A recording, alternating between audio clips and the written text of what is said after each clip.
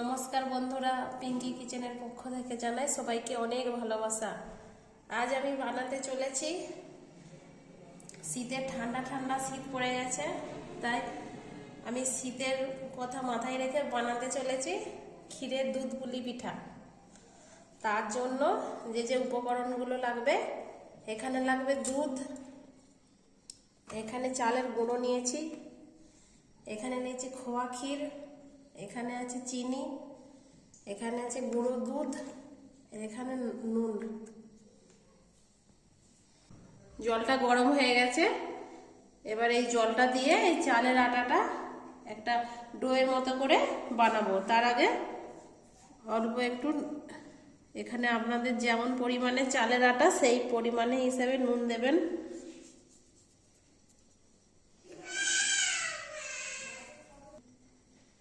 ভালো করে লবণটা দিয়ে মিক্সড করে নিতে হবে।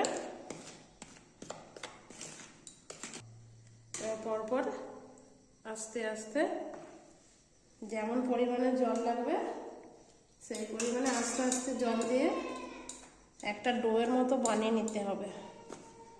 একবারে পুরো জল ঢালা চলবে না, তাহলে নরম হয়ে যাবে জিনিসটা। আস্তে আস্তে করে ডোয়ের মতো বানিয়ে নিতে হবে। এভাবে একটা ডোয়ের মতো বানিয়ে নিতে হবে। দেখুন, ঠিক এরকমটাই বানাবেন। এবার এখান থেকে অল্প অল্প করে নিয়ে এইভাবে বানিয়ে ফেলবেন।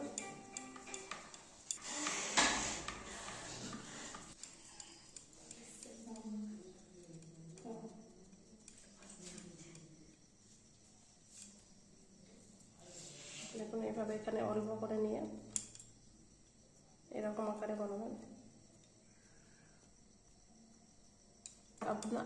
আপনাদের পছন্দের মতো যে কোনো শেপেই বানাতে পারেন। দেখুন, এইভাবে আমি একটা একটা করে সব বানিয়ে ফেলবো।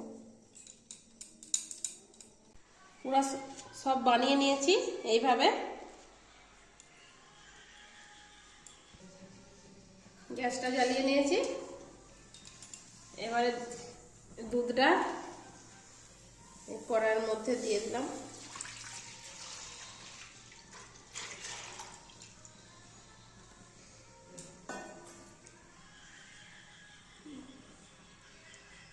এবার দুধটা গরম হয়ে গেলে তারপরে এই পিঠেগুলো এই দুধের মধ্যে দিয়ে দেবো। দুধ গরম হয়ে গেছে, এবার এই দুধ গরমে এই গুঁড়ো দুধটা এর সাথে মিক্সড করে দেব।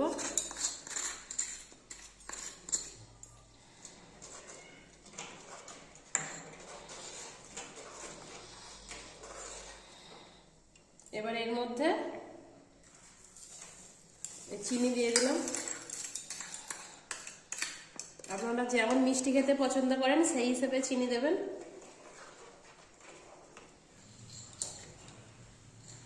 কিছুক্ষণ নাড়াচাড়া করার পর এবার পিঠেগুলো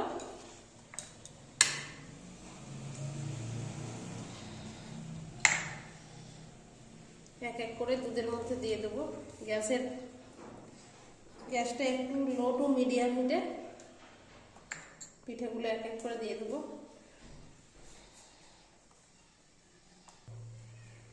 দুধ পুলিগুলো এখানে দুধের মধ্যে দিয়ে দিলাম পিঠাগুলো।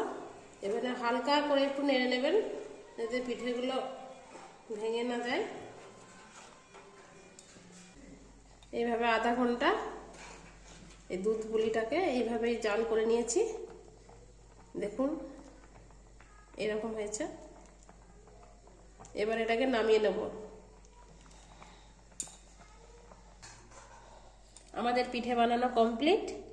ভিডিওটা যদি ভালো লাগে তাহলে ভিডিওটা একটা লাইক দিয়ে যাবেন, আর পরের ভিডিও দেখার জন্য চ্যানেলটা একটা সাবস্ক্রাইব করে রাখবেন।